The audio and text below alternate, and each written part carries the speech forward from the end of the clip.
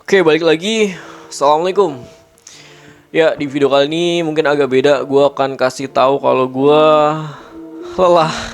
Ya udah langsung intro dulu aja ya. Intro dulu. Ya.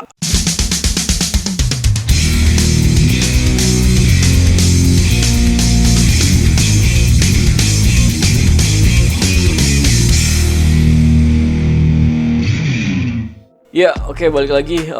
Di video kali ini mungkin agak beda ya dari video-video sebelumnya yang mungkin gue sebelumnya bikin konten-konten mengenai apa itu namanya mengenai editing video ya, dikhususkan untuk para editor-editor ya. Wih, editor pemula maksudnya ya. Jadi ini konten beda. Kenalin dulu ya, sebenarnya konten yang gue bikin di YouTube ini ya ada yang paling utamanya itu sebenarnya konten tentang editing video. Jadi segala macam tentang editing video, visual effect dan lain sebagainya ya nanti akan kita bahas ya sesuai dengan kemampuan sama pengetahuan saya. Mohon dimaklumi aja karena subscribernya juga masih sedikit ya. Jadi kita berjuang bareng sendiri, Bu. Oke, jadi gak usah lama-lama. Intinya di video kali ini gue akan cerita mengenai pengalaman-pengalaman berharga yang pernah gue rasain. Oke, video ini gue tujukan untuk generasi-generasi milenial. Wih. Jadi intinya gue akan berbagi pengalaman, berbagi cerita ya. Jadi bukan menggurui ataupun apa ya. Jadi kita intinya saling sharing pengalaman aja. Video ini gue tujukan pada teman-teman yang masih berjuang buat karir kalian. Video ini gue tujukan kepada generasi-generasi muda, generasi milenial yang memang sekarang ini masih susah cari pekerjaan karena memang sedang ditimpa musibah ya. Allah sedang kasih ujian buat kita mengenai wabah ini. Jadi mungkin sebagian besar atau sebagian kecil mengenai perusahaan-perusahaan ya yang memang kita sedang berjaya, mungkin ada yang berjaya, ada yang mohon maaf belum tikar atau mungkin bahkan sudah tidak bisa jalan sama sekali. Nah, itu yang menjadi perhatian kita, terutama untuk para generasi milenial ya, generasi muda sekitar 2016, 2017 sampai tahun 2020 ya, 2020 ini. Oke, yang sedang berjuang untuk cari pekerjaan, oke, selamat berjuang. Yang sudah mendapatkan pekerjaan ya, coba ditekuni lagi, kemudian jangan patah semangat, terus meniti karir kalian. Jadi teman-teman semuanya, selamat berjuang. Oke, buat kalian semua yang sedang berjuang untuk mencari pekerjaan ataupun meniti karir ya, selamat berjuang, semoga sukses. Buat kalian yang memang belum mendapatkan pekerjaan, jangan berkecil hati. Buat kalian yang memang masih berjuang untuk cari pekerjaan, cari karir kalian, jati diri kalian, silahkan untuk terus berjuang, jangan pernah lelah. Oke, karena apa? Karena kesuksesan berawal dari sebuah perjuangan ya. Jadi perjuangan itu tidak akan pernah mengkhianati hasil. Perjuangan tidak akan pernah mengkhianati hasil. Intinya tetap semangat. Di sini gue akan sharing beberapa pengalaman-pengalaman yang pernah gue rasain sebelumnya dari awal pertama kali lulus sampai saat ini. Alhamdulillah masih dikasih rezeki sama Allah. Oke, kebetulan video ini saya buat pada tanggal 1 Muharram 1442 Hijriah ya, bertepatan pada tanggal 20 tanggal berapa nih? Bertepatan pada tanggal 20 Agustus ya. Jadi 20 Agustus 2020 jam 12.37 malam. Ya, pagi berarti ya. Nih ya karena habis pulang kerja kemudian langsung bikin video ini. Saya bikin video ini karena memang niat saya aja. Saya bikin video ini karena memang panggilan jiwa ya, asik, panggilan jiwa, panggilan hati. Ya mungkin nggak tahu kenapa. Oke, di malam yang spesial ini bertepatan dengan 1 Muharram 1442 ya, bertepatan pada tanggal 20 Agustus 2020. Oke, saya atas nama pribadi mengucapkan selamat tahun baru Islam. Kita rayakan dengan penuh. Sebenarnya semakin bertambahnya umur kita, semakin bertambahnya usia kita ya bukan berarti kita senang. Sebenarnya kita sedih. Karena apa? Yaitu yang pertama adalah karena usia kita semakin bertambah berarti kan usia kita semakin berkurang bukan bertambah ya. Kedekatan kita sama Allah nanti akan semakin dekat ya, semakin dekat sama Allah, maka bekal apa yang nanti akan kita bawa, bekal apa yang nanti kita akan bawa menghadap Allah Subhanahu wa taala, yaitu yang menjadi perhatian kita semua. Jadi jadikan untuk momentum di tahun baru Islam ini sebagai introspeksi. Oke, jadikan di malam tahun baru Islam ini, jadikan introspeksi diri ya, introspeksi diri untuk menjadi lebih baik lagi, menjadi lebih baik dari sebelumnya, bahkan selamanya. Oke, yang belum kenal saya, nama saya Andi Yono, biasa dipanggil Andi. Oke, saya lahir tinggal di Banjarnegara ya, tepatnya di Desa Kebanaran, RT 1 RW 3, Kecamatan Mandiraja, Kabupaten Banjarnegara, Jawa Tengah. Bagi kalian yang memang tahu daerah situ ya, biasanya yang paling terkenal itu di Dieng ya. Dieng memang sangat terkenal, kurang lebih sekitar dari rumah saya ke Dieng itu sekitar 2-3 jam. Ya, perjalanan ya. Jadi ya silakan mampir aja kalau kalian sempat ya. Oke, saya lulus kebetulan saya lulus itu tahun 2014 SMK ya, jurusan otomotif yang memang bukan passion saya.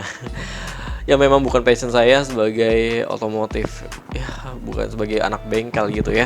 Dulu itu saya itu SD di SD 1 Kebanaran ya, masih di satu desa. Kemudian di SMP-nya itu SMP 3 Mandiraja dan SMK-nya di SMK Negeri 2 Bawang, Banjarnegara ya. Banjarnegara jurusannya itu otomotif. Hal yang sangat menarik jadi perhatian saya sampai sekarang ini mungkin masih unik ya, dibilang unik karena apa? Dari pengalaman-pengalaman kerja sebelumnya, dari pas awal saya lulus tahun 2014 sampai sekarang ini, ada banyak hal-hal menarik dan hal pengalaman-pengalaman berharga yang tidak akan pernah saya lupakan seumur hidup saya. Yang mungkin menjadi bahan renungan juga. Dan memang jika kalian yang menjadi pengalaman saya memang mungkin baik buat kalian juga bisa ditiru atau dilakukan, silahkan. Yang buruk-buruk bisa ditinggalkan. Oke, saya lulus tahun 2014 jurusan otomotif SMK ya, SMK anak STM kalau dibilang ya dulu ya, zaman tahun 2014 anak STM lulus tahun 2014. Saya dulu pernah bekerja yang pertama untuk pengalaman kerja yang memang mungkin bonafit ya. Bisa dikatakan bonafit karena ya itu memang saya bangga pernah bekerja di suatu perusahaan yang memang mungkin sebagian besar orang itu perusahaan itu memang perusahaan bonafit ya. Tapi nggak menutup kemungkinan banyak sekali hal-hal negatif juga yang saya rasakan, gak cuma hal positif aja, jadi ya sebagai bahan introspeksi diri aja. Dulu saya pernah bekerja di salah satu perusahaan otomotif yang ada di daerah Cikarang ya, kawasan industri Egypt. Nah dari situ saya bekerja kurang lebih 6 bulan aja karena memang sistemnya masih kontrak. Waktu itu tahun 2014 ya, pertama kali kerja itu memang benar-benar orang kampung orang kampung yang di Banjarnegara yang memang notabene itu desa banget ya, bahkan gunung banget itu ya, bisa langsung kerja di situ di tempat-tempat bonafit itu di perusahaan-perusahaan yang memang levelnya sudah alhamdulillah sudah besar ya, yaitu suatu rezeki juga dari Allah untuk saya bisa bekerja, bisa ngerasain gimana bekerja di perusahaan-perusahaan besar seperti itu. Oke, saya pernah bekerja di PT Aisin Indonesia selama kurang lebih 6 bulan. Jadi 6 bulan saya kontrak, kemudian memang dulu sistemnya itu memang masih kontrak sampai 1 tahun. Oke, kurang lebih saya itu menjadi pengalaman berharga saya, menjadi melatih kedewasaan juga di situ. Selama 6 bulan lebih jurusan otomotif mungkin masih sama ya, masih nyambung ya sama jurusan saya dulu. Cuman memang passion saya dulu itu nggak terlalu suka sama dunia otomotif. Jadi alhamdulillah saya dapat di negeri ya, di SMK Negeri 2 Bawang. Cuman saya pengen jadi jurusan SMK karena memang tidak lulus, jadi ya sudah, akhirnya saya masuk di dunia otomotif. Oke, pengalaman sekolah saya dulu di otomotif itu memang tidak semata-mata menjadi bahan saya untuk bisa mandiri atau mungkin bisa menekuni dunia passion otomotif itu, tapi saya justru lebih ke dunia digital seperti komputer, editing video, grafis atau Photoshop dan lain sebagainya. Intinya mengenai visual grafis ya. Nah dari situ passion saya mulai dikembangkan. Hanya saja mungkin masih terkendala sama fasilitas ya. Jadi ya seadanya aja.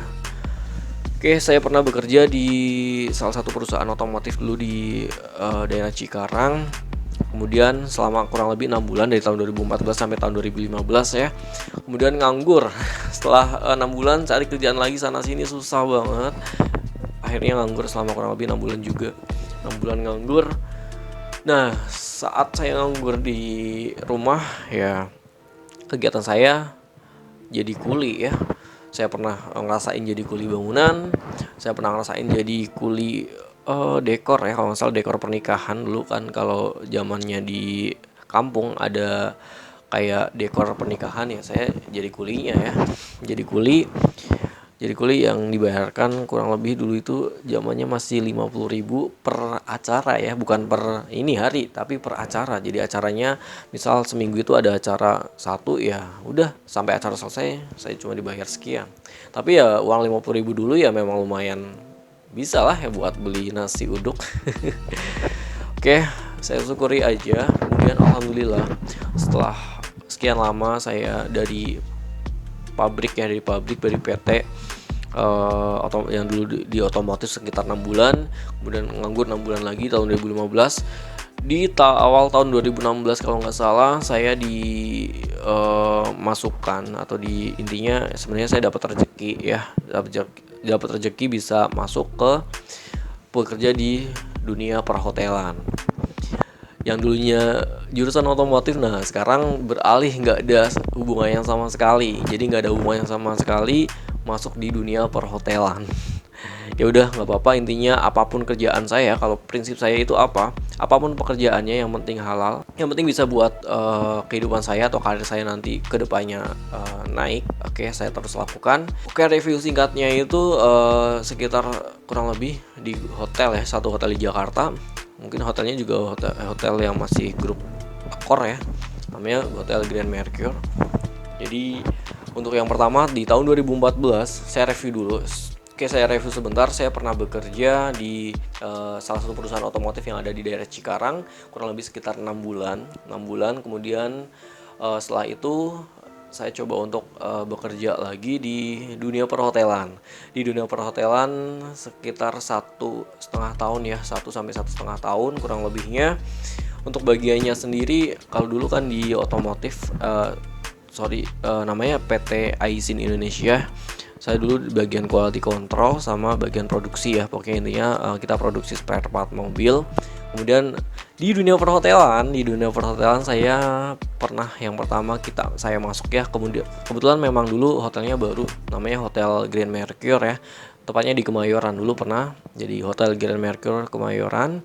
Di situ kalau memang kalian pernah mampir ke situ, dulu saya pernah kerja di situ sebagai housekeeping ya. Jadi jabatan yang memang mungkin ya jabatan paling rendah, level paling rendah ya, tukang pel, tukang nyuci piring dan lain sebagainya ya.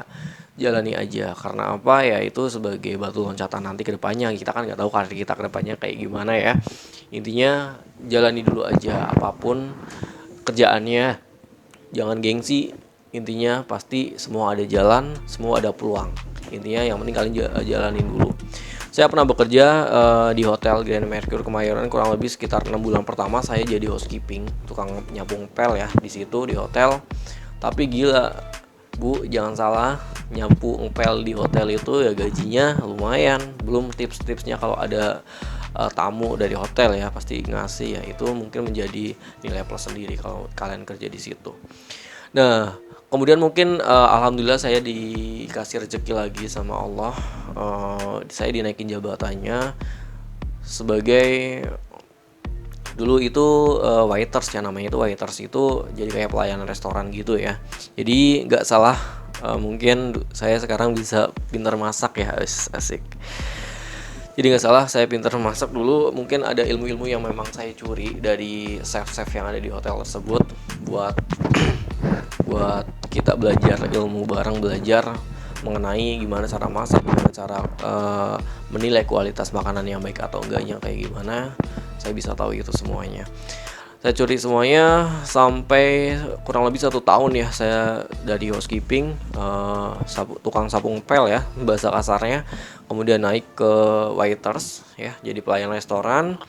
Sama aja sampai pada akhirnya ada titik jenuh yang mungkin saya harus dipaksakan untuk keluar dari hotel tersebut atau dari pekerjaan tersebut ya, karena memang ada situasi yang memang sudah tidak nyaman, situasi yang memang sudah tidak lagi mendukung untuk saya bekerja di situ. Jadi akhirnya saya memutuskan untuk resign dari hotel tersebut tahun 2017 kalau nggak salah, tahun 2016. Jadi dari tahun 2014 langsung tahun 2015-nya di hotel. Nah, tahun 2016-nya resign. Saya cari pekerjaan lain. Dan alhamdulillah Allah masih kasih rezeki buat saya. Saya bekerja di salah satu bank swasta nasional ya, terbesar di Indonesia. Saya bukannya bermaksud sombong, saya hanya bercerita pengalaman-pengalaman saya aja yang memang mungkin menurut kalian baik ya, silakan kalian tiru ya, atau kalian lakukan, atau yang mungkin sekiranya buruk-buruk silakan kalian bisa tinggalkan saja.